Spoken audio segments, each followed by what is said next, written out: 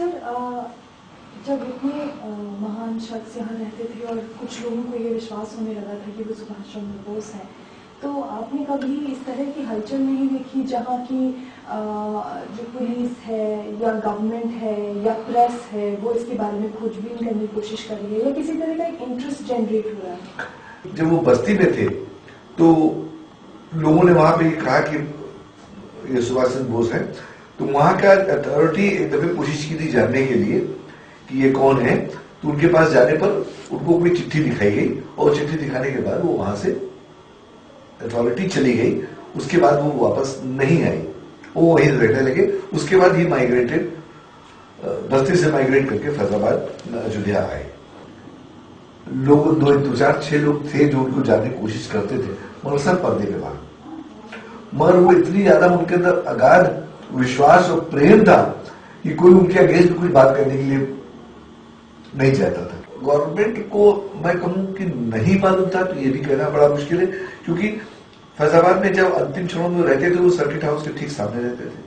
Government ये कैसे कर सकती है कि वो आदमी वहां रह रहा है और उसके बारे में नहीं मालूम?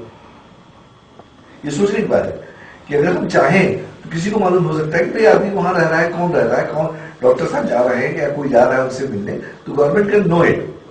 मगर गवर्नमेंट नहीं जानना चाहती थी या नहीं जान सकी, ये कहना गलत बात है। जरूर जानती होगी, जानबूझ करके चूंकि उनको छोड़ दिया गया हो या कह रहा भाई अगर वो शांति से रह रहा है, अगर कोई परेशान नहीं कर रहा तो उसको उसी पड़ा रहे, ये उनकी थ्योरी रहा थी। हाँ, लोग आते थे, हम लोगों को कुछ तारीखों की मनानी थी। मेरे पास चिट्ठियां भी है, मैं आपको दिखाऊंगा कि उनके जन्मदिन के समय 23 जनवरी के पहले 20 जनवरी से 28 जनवरी तक कृपया मेरे यहाँ ना आइए। दशहरे के पंचमी से लेकर दशहरे तक, दशहरे के बाद तक आप लोग हमारे यहाँ ना आइए, हमारे यहाँ अनुष्ठान है। मगर उस जन्मदिन के बाद हमारे पास जन्मदिन का जो प्रसाद आता था वो बिल्कुल एग्जैक्टली जो एक बंगाली परिवार में जो जन्मदिन की जैसे होती है, वो चावल की खीर, मीठा दही, ये सब हमारे यहाँ आता था प्रसाद के रूप में। तो जिससे कंफर्म होता था कि बंगाली है और उनका जन्मदिन है 23 जनवरी को मनाया गया है, इसलिए सब आए हुए। उसका जब हम लोग जाते थे तो वो पूरा मकान, कमरा बिल्कुल सजा हुआ मिलता था, इससे लगता था कि कोई आया था। पूछने में कहते थे, सॉरी, कुछ लोग कहते थे कि कुछ लोग बाहर से आए थे और सब चले गए। इसी प्रकार दशहरे में भी था, दशहरे में भी लोग आते ऐसा कुछ था कि जो लोग उनसे मिलने आते थे वो रात में ही उनसे मिलते थे, सुबह नहीं आता था कोई उनके पास इस तरह का भी कुछ? देखिए, इसके बारे में सुना है, हमारे सामने कभी नहीं है, इसलिए मैं कह नहीं सकता। सुना जरूर है कि रात में आते थे, चले जाते थे, मगर हमारे सामने कभी कभी कोई आया नहीं, इसलिए कहना ठीक नहीं। हाँ, बाकी हम लोग मनाती जरूर थी कि इस पीरियड में आप कृपया ना आए, और हम लोग उस चीज को जब मनाती थी तो इसलिए हम लोग नहीं जाते थे। कोशिश करते थे कि जब उन्होंने मना किया है, चूंकि हमारे ऊपर अथाह विश्वास था हमारी फैमिली पर, तो इसलिए हम उस विश्वास को तोड़ना नहीं चाहते थे, खोना भी नहीं चाहते थे।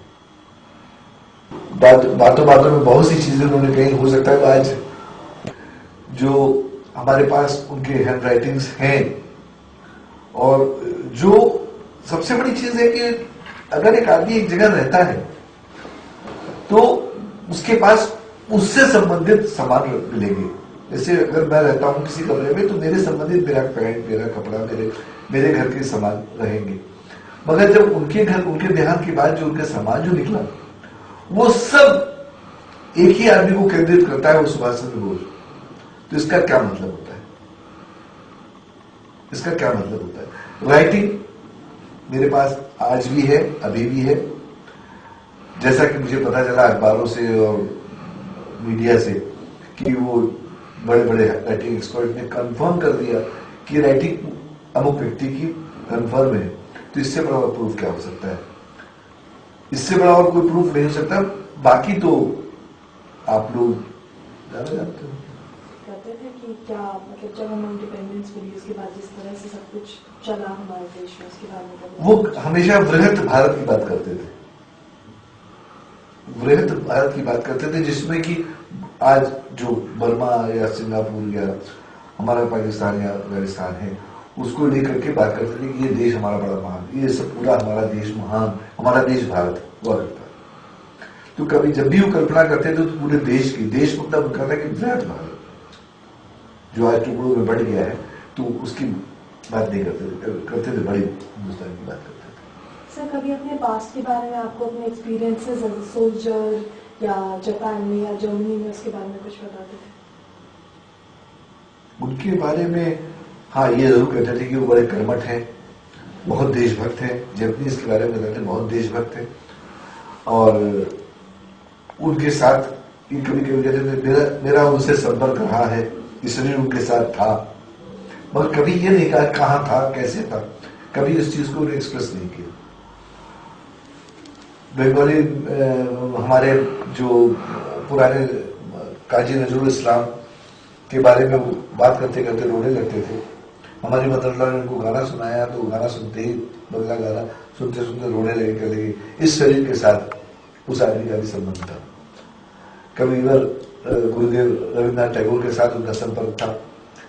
तो इन सब चीजों को सोचते हुए तो आदमी को बाध्य करता है, हमको तो बाध्य करता है कि आदमी कोई नहीं वही है।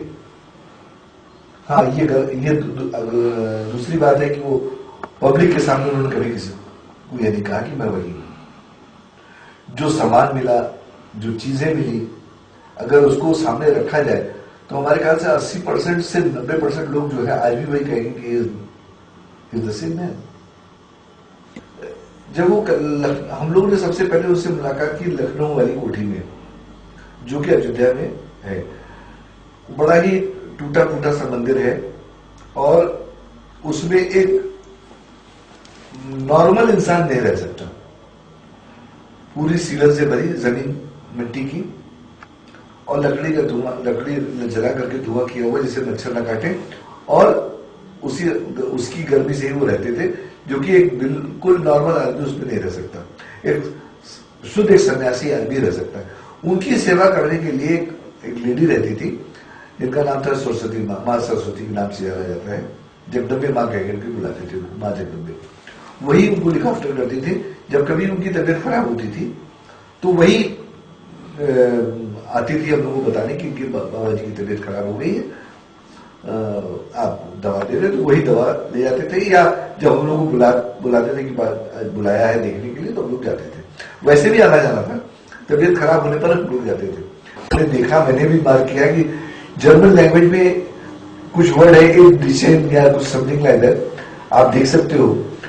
तो और उनकी राइटिंग तो आप देखेंगे तो आपको समझ आएगा कि कितनी सुंदर और कितनी साफ राइटिंग है। ये पढ़ना मतलब देख करके आप अंदाजा लगा सकते हैं कि it is there, it is there. German के 2-4 वर्ड्स उन्होंने एक आध जगह लिखे हैं, तो इट इज देयर। क्योंकि ये हो सकता है कि चूंकि जर्मन से उनका लिंक था और जर्मन में काफी दिनों रहे, तो इट वाज देयर।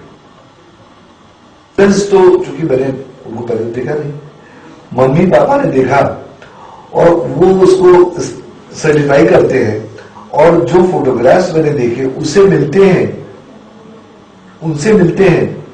उनकी घड़ी, उनका चश्मा, उनका लुक, उनकी आंखों का तेज, उनका हाइट, और क्या चाहते हैं। उसको देखकर हम लोग समझते भी इज द मैन, क्योंकि हमने उसके पहले देखा नहीं, मगर फादर मदर जब सर्टिफाई कर रहे हैं तो इससे बड़ा प्रूफ और क्या हो सकता है। This actually